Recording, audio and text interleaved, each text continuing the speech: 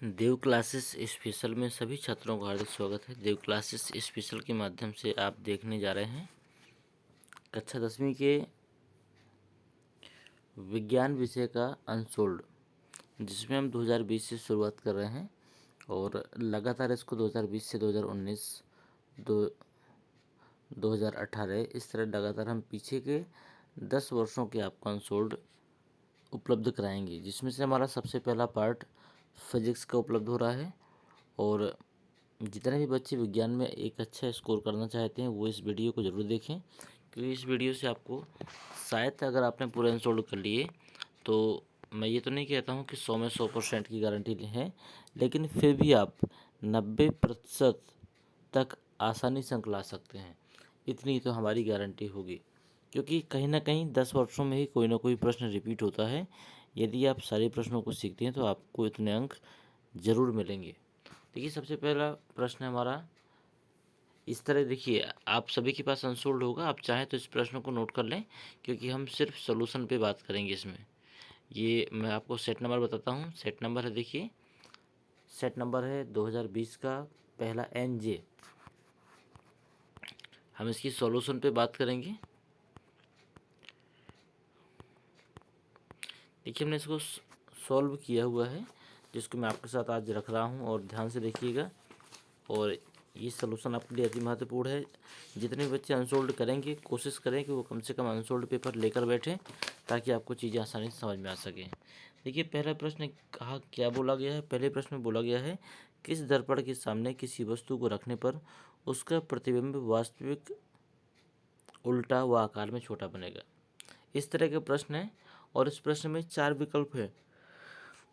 एक होता है उत्तल, एक अवतल, एक समतल, एक इनमें से कोई नहीं। देखिए, अगर मैं सिर्फ उत्तर की बात करूं तो उत्तर में मैं आपको बता देता हूं अवतल दर्पण होगा, लेकिन कैसे होगा ये चीज़ें हमें आपको सीखनी बहुत ज़रूरी है। फिर से देखिए, प्रश्न को क्या कहता है, किसी दर्पण के सामने किसी वस्तु को रखने पर। देखिए, जैसे मैं बात करूँ इधर पे, ये देखिए ये दर्पण हो गया, ये हमारा दर्पण हो गया। इस दर्पण के सामने हमने इस वस्तु को रखा है। जब हम वस्तु को रखते हैं तो कहते हैं उसका प्रतिबिंब वास्तविक आकार में छोटा या उल्टा। तो देखिए, जब इसमें से एक किरण जाती है, ये देखिए सीधी गई और टकराकर फिर वापस आती है। इसी प्रकार एक किरण ये भी जाती है। इस तरह ये 2 किरण लगातार जाती हैं, और ये दोनों किरण जहाँ पर भी काटेंगी, यहाँ पर नीचे की ओर प्रतिबिंब बनता है। इस प्रकार ये क्या कह सकते हैं कि अवतल दर्पण में बनने वाला प्रतिबिंब उल्टा व आकार में छोटा होता है। लेकिन अगर बात ये आती है तो फिर उत्तल में कैसा होगा, तो हम उत्तल को भी देख लेते हैं।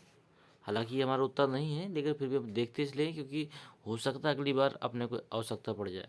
तो उत्तल दर्पण कुछ ऐसा होता है जिसमें आपका परावर्तक पृष्ठ ऊपर की तरफ वक्रित होता है। इसमें से देखिए, ये हमारी वस्तु रखी है, ये वस्तु है, और ये हमारा दर्पण है, ये हमारा दर्पण है। और यहाँ से जो आने वाली किरणें होती हैं, आपने देखी कि एक किरण ये सीधी निकल गई और एक किरण ये टकराकर और वापस हो जाती है। इस प्रकार यदि हम इसी किरण को पीछे की तरफ बढ़ा देते हैं तो यहाँ पर हमें एक छोटा सा प्रतिबिंब प्राप्त होता है। इस प्रकार हम कह सकते हैं कि उत्तल दर्पण से जो प्रतिबिंब होगा वो सीधा होता है और आभासी होता है। ठीक है। और तीसरा विकल्प इसमें दिया गया है समतल। तो देखिए, समतल दर्पण द्वारा बना प्रतिबिंब आभासी सीधा व दर्पण के पीछे बनता है। अब पहले के खाम में आते हैं। पहले के खाम में एक प्रश्न पूछा गया, एक लेंस के सामने किसी वस्तु का प्रतिबिंब उसी लेंस से वस्तु की अपेक्षा 3 गुना दूरी पर बनता है। जो छात्र प्रश्न को लिखना चाहें वो लिख सकते हैं। एक लेंस के सामने रखी किसी वस्तु का प्रतिबिंब उसी लेंस से वस्तु की अपेक्षा 3 गुनी दूरी पर बनता है। प्रतिबिंब का आवर्धन क्या होगा। तो ध्यान दीजिएगा, इसमें बोला गया है किसी लेंस के सामने रखी किसी वस्तु का प्रतिबिंब, प्रतिबिंब 3 गुना बनता है। तो जब प्रतिबिंब 3 गुना बनेगा तो यदि हम वस्तु में भी 3 का गुणा कर दें तो ये दोनों चीज़ें आपस में बराबर हो सकती हैं। तो ये हो जाएगा V बराबर 3U या 3U भी बोल सकते हैं आप। सूत्र क्या होता है आवर्धन का। आवर्धन का सूत्र होता है आपका प्रतिबिंब की लेंस से दूरी, मतलब V बटे वस्तु की लेंस से दूरी। तो V का मान हमारा कितना है, V का मान हमारा 3U, और U का मान हमारा U है। U से U कट जाएगा तो उत्तर कितना आएगा 3। यही आपका विकल्प भी है। अगला प्रश्न देखते हैं। अगले प्रश्न में देखिए, ये कहता है कि किसी विद्युत परिपथ में बहने वाली विद्युत धारा का मान बताओ। तो देखिए विद्युत धारा का जो मात्रक होता है वो आपका होता है एम्पियर, लेकिन इसके साथ में इसने 4 विकल्प और भी दिए हैं। शक्ति, तो शक्ति का आपका वाट हो जाता है, प्रतिरोध का ओम होता है, और विभव या विभवांतर का वोल्ट होता है। ये चारों आंसर हैं। आपको जो भी चीज़ पूछी जाए आप उसका उत्तर दे सकते हैं। अगला प्रश्न हमारा, अगले प्रश्न में कहता है परिवर्तनशील चुंबकीय क्षेत्र के कारण किसी चालक में उत्पन्न प्रेरित धारा की दिशा का आकलन निम्नलिखित किस नियम से किया जाता है।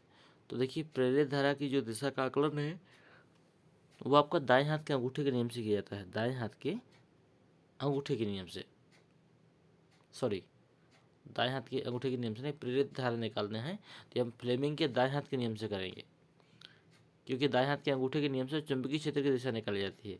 ओम के नियम से विभवांतर धारा तथा प्रतिरोध में कहीं ना कहीं संबंध निकालते हैं हम। फ्लेमिंग के दाएं हाथ से, बाएं हाथ से विद्युत मोटर का सिद्धांत निकालते हैं। तो हमारा ऑप्शन नंबर ये सही होगा, फ्लेमिंग के दाएं हाथ से प्रेरित विद्युत धारा की दिशा ज्ञात करते हैं। यही चीज़ें पूछ भी रहा है ये। अगला प्रश्न है सर,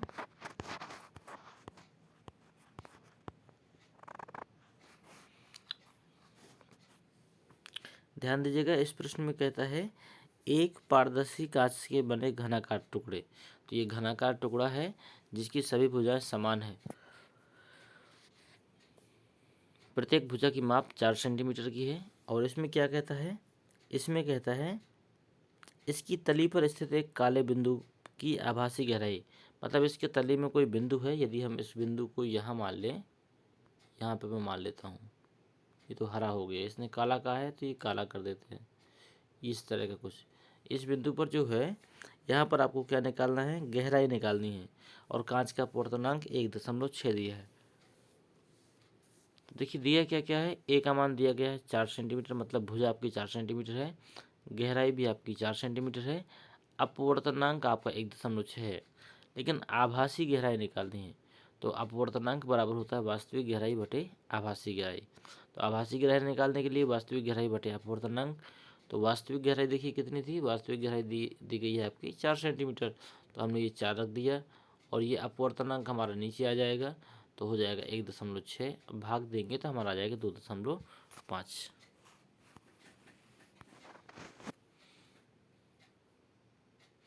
अगला है हमारा दूसरा प्रश्न।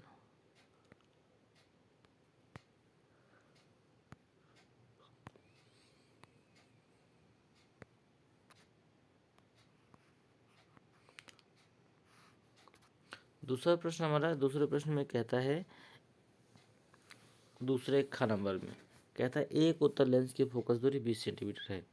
फोकस दूरी का हम लोग लिखते हैं एफ से। ये कितना दिया गया है, 20 सेंटीमीटर है।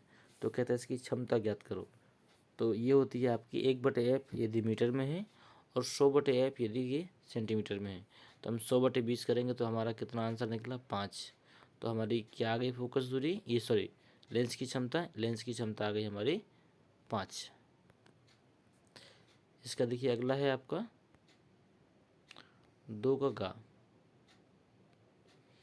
इसमें आपसे बोलता है एक विद्युत परिपथ में किसी चालक में बहने वाली विद्युत धारा का मान 10 एम्पियर है, मतलब आई का मान 10 है। इससे कहता है उसमें प्रति सेकंड बहने वाले इलेक्ट्रॉनों की संख्या ज्ञात करना है, मतलब एन का मान हमें निकालना है। और क्या दिया है, और कहता है एक इलेक्ट्रॉन पर आवेश 1.6 × 10⁻19 है। तो ये 1.6 × 10⁻19 ये ई का मान हो गया। टी का मतलब प्रति सेकंड बोल रहा है तो 1 सेकंड लिख दिया। तो सूत्र होता है आपका आई बराबर Q/T। ये सूत्र लग गया है आपका। और सूत्र में देखिए हमने मान भी रख दिया NE/T। तो यहाँ पर आई बराबर हो गया NE/T, या फिर हम इसी में देखिए मान भी रखते हैं, एन को हम अगर एक तरफ ले आए तो ये हो जाएगा IT, यहाँ पर हो जाएगा IT, यहाँ पर IT/E।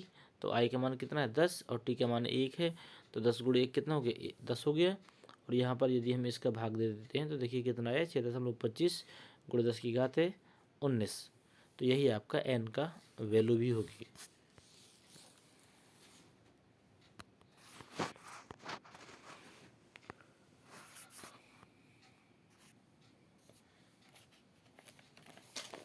अगला प्रश्न है आपका तीसरे का नंबर।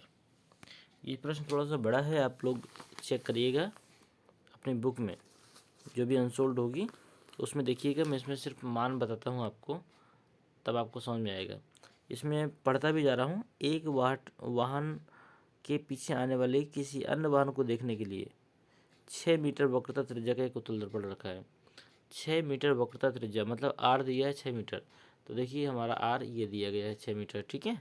इसके बाद में कहता है किसी समय वाहन दर्पण से 6 मीटर दूरी पर है। वाहन दूरी पर है तो मतलब वस्तु की दूरी कितनी है, -6 मीटर। और इसके बाद क्या कहता है,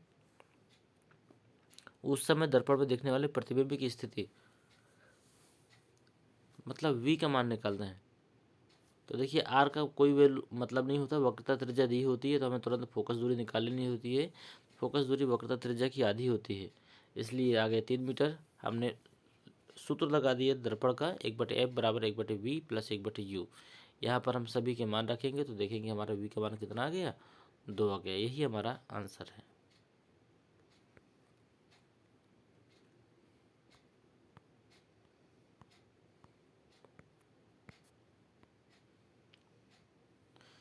तीन का खा एक प्रश्न है आपका।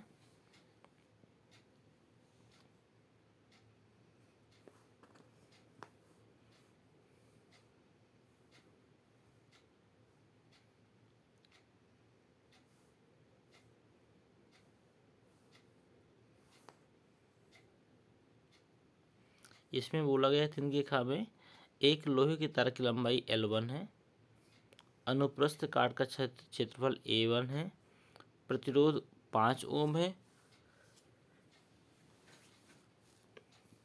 यदि उसका तापक्रम बिना बदले मतलब इसके ताप को यदि हम परिवर्तित ना करें तो क्या होता है, तो कहता है इसकी लंबाई को दोगुनी कर दी जाए तो इसके आयतन में कोई अंतर ना आए तो नए तार का प्रतिरोध क्या होगा। तो इसमें ध्यान दीजिएगा, यहाँ पर आपका 5 ओम का प्रतिरोध दिया गया है। आयतन का मतलब होता है लंबाई गुणे चौड़ाई गुणे ऊंचाई, या फिर हम कह सकते हैं क्षेत्रफल गुणे लंबाई। ये भी आपका कितना है, नियत दिया गया है। जो चीज़ नियत होती है उसको हम बराबर कर सकते हैं आप अपने आपस में।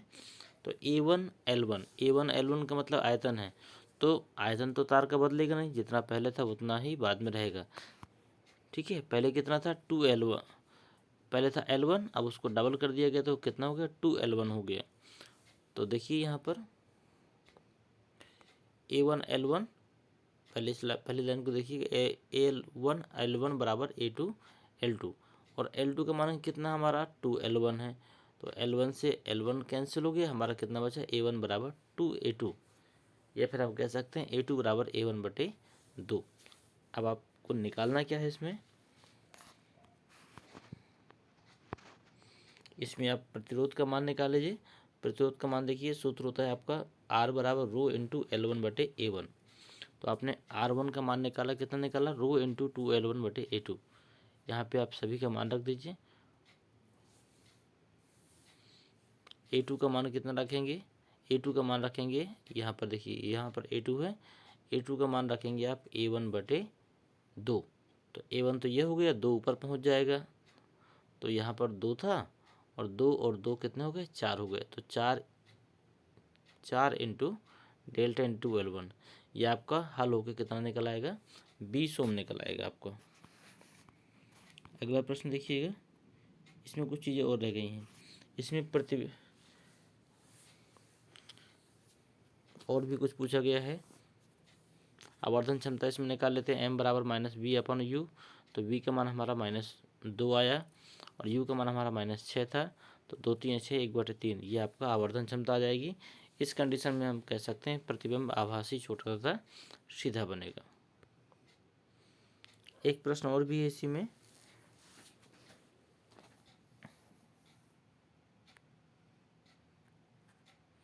इसमें कहता है निकट दृष्टि दोष से पीड़ित एक व्यक्ति अधिक से अधिक 10 मीटर की दूरी तक देख सकता है। 10 मीटर तक देख सकता है, ये आपका हो जाएगा -10। और सही दृष्टि पाने के लिए लेंस की प्रकृति, फोकस दूरी व क्षमता ज्ञात करो। तो मतलब f निकालना है आपको।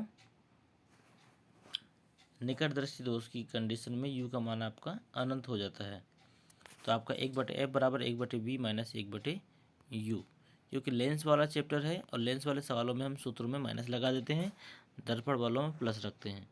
अब v का मान रखेंगे -10 और u की जगह रखेंगे अनंत। इस प्रकार f का मान कितना हो जाएगा, -10 हो जाएगा। देखिए f का मान कितना आया, -10। तो यहाँ पर आप लगा दीजिए क्षमता का सूत्र, तो 1/f बराबर 1/-10 या -0.1 डायोप्टर। ये आपका आंसर आ गया यहाँ पे। अब 3 का खा एक प्रश्न और बचा है आपका।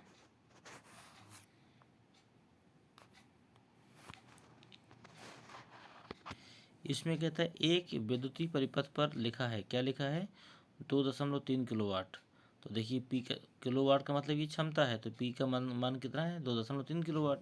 या फिर हम इसे वाट में बदलेंगे तो 1000 का गुणा कर देंगे तो ये बदल जाएगा वाट में। इसके बाद और क्या दिया गया है, और दिया गया है 230 वोल्ट। तो ये देखिए 230 वोल्ट लिख दिया है। अब इसमें कहता है इसे पूरी क्षमता से कार्य करने पर कितनी विद्युत धारा प्रवाहित होगी, इसके प्रतिरोध की गणना करो। ठीक है, तो इसमें आप सबसे पहले विद्युत धारा निकाल लेते हैं। तो I बराबर क्या होता है, I बराबर है P/V। तो P का मान कितना है, P का मान है आपका 2300 और V का मान कितना है, V का मान है 230। तो जब भाग देंगे तो आएगा आपका 10 एम्पियर की धारा। बल्ब का प्रतिरोध निकाल लीजिए, आपको सूत्र पता है R बराबर V/I या फिर V बराबर IR होता है इस सूत्र। तो यहाँ पर हम V का मान रखेंगे 230, I का मान रखेंगे 10, भाग देंगे 2300 में आ जाएगा। ठीक है, ये चीज़ें आपको समझ में आ गई होंगी। अब वैद्युत ऊर्जा व्यय निकाल लेते हैं। 3 चीज़ें निकालनी थी। वैद्युत ऊर्जा व्यय में आपका सूत्र बनता है वाट गुणे समय गुणे 1000।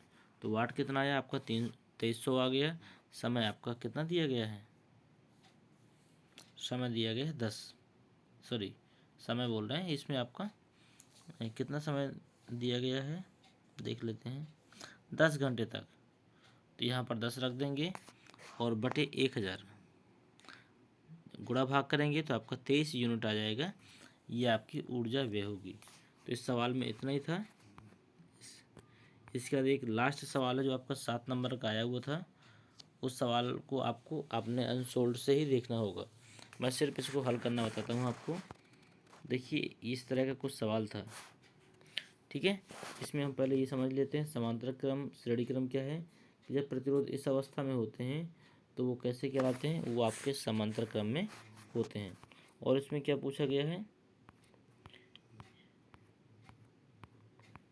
यदि हमने उनको सही क्रम में व्यवस्थित करेंगे तो कुछ इस तरह के होंगे। तो अब हम निकाल लेते हैं आर। यहाँ पर देखिए ए है,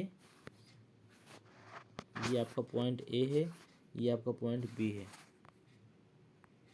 यदि दो बिंदुओं के बीच हमें इन दो बिंदुओं के बीच प्रतिरोध ज्ञात करना है तो हम जानते हैं कि हमें इन तीनों को समांतर क्रम में रखना पड़ेगा।